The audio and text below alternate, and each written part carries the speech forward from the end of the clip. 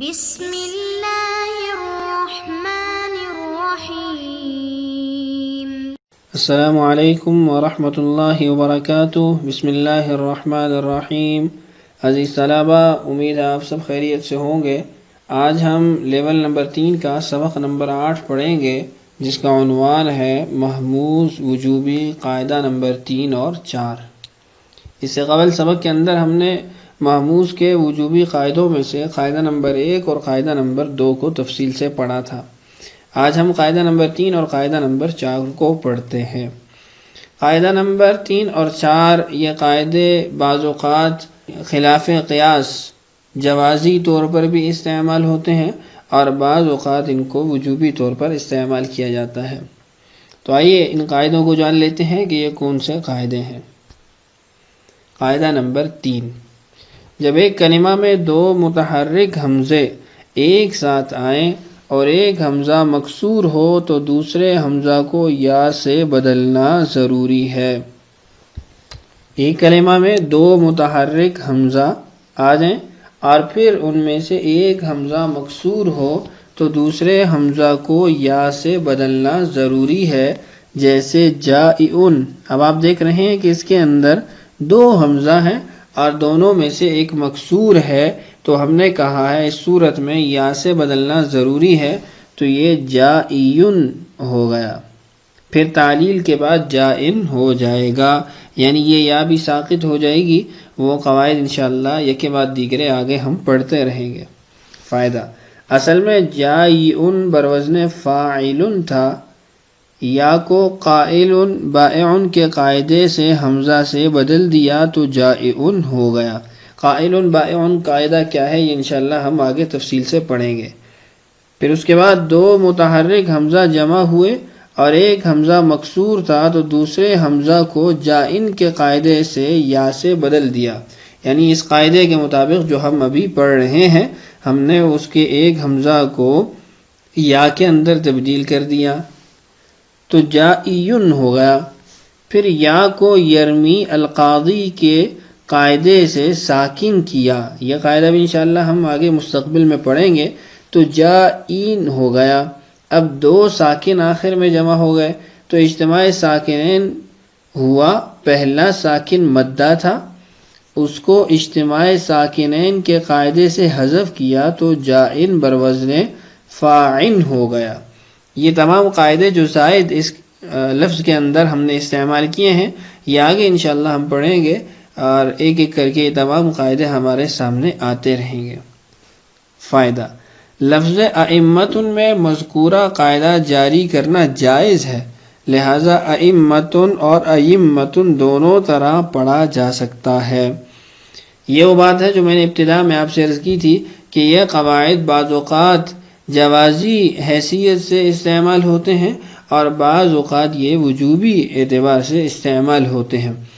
اب یہاں پہ ائمۃ کی مثال لکھی گئی ہے، قرآن پاک کے اندر بھی وَجَعَلْنَاهُمْ أَئِمَّةً يَهْدُونَ بِأَمْرِنَا، اب یہاں پہ ائمۃ ہے، 2 حمزہ بھی ہے اور ایک حمزہ مکسور بھی ہے، لیکن پھر بھی قاعدہ وجوبی طور پہ استعمال نہیں ہو رہا، بلکہ ائمۃ بھی پڑھ سکتے ہیں، ائمۃ بھی پڑھ سکتے ہیں۔ اسی طریقے سے اور بھی بہت سارے الفاظ ایسے ہیں جو استعمال جوازی طور پہ بھی ہوتے ہیں، اور کچھ ایسے الفاظ بھی ہیں جن کے اندر یہ قاعدہ وجوبی طور پر استعمال ہوتا ہے۔ قاعدہ نمبر 4، جب ایک کلمہ میں 2 متحرک حمزے ایک ساتھ آئیں اور کوئی حمزہ مکسور نہ ہو تو دوسرے حمزہ کو واو سے بدلنا ضروری ہے۔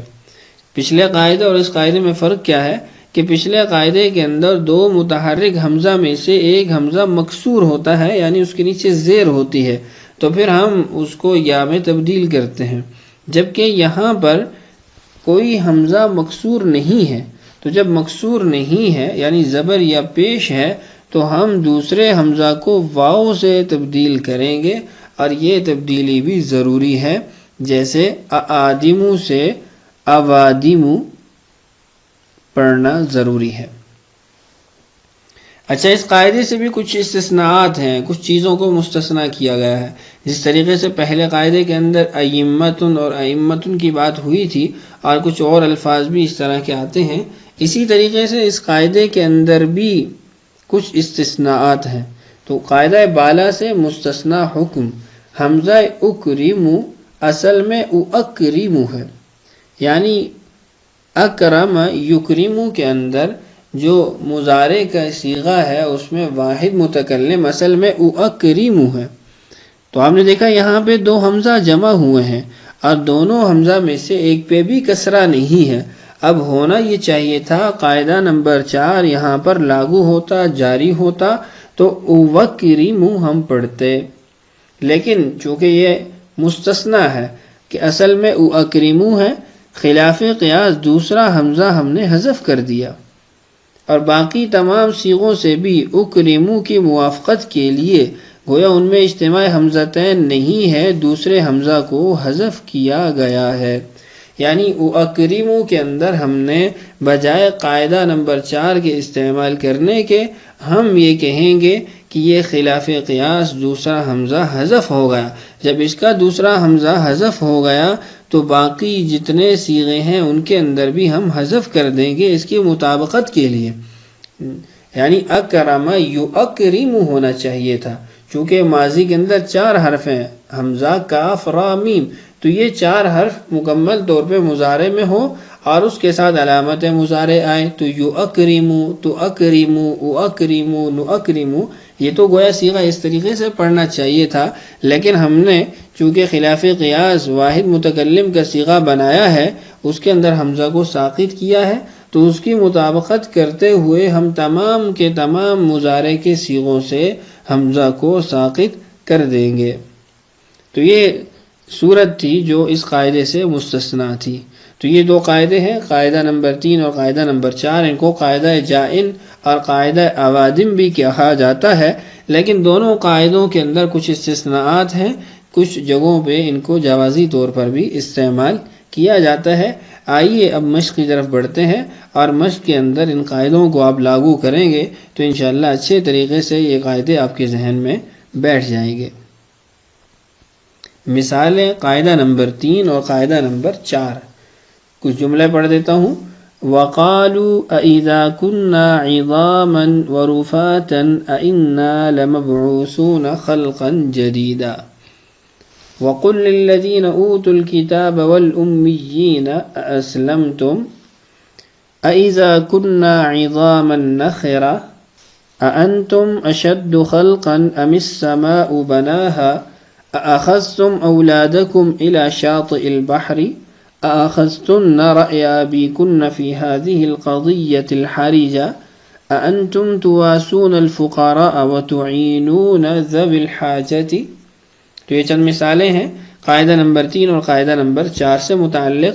آپ نے ان تمام مثالوں میں ان دونوں قاعدوں کو جاری کرنا ہے تاکہ قاعدے اچھے طریقے سے آپ کو سمجھ آ جائے اور ان کا استعمال بھی مستحضر ہو جائے.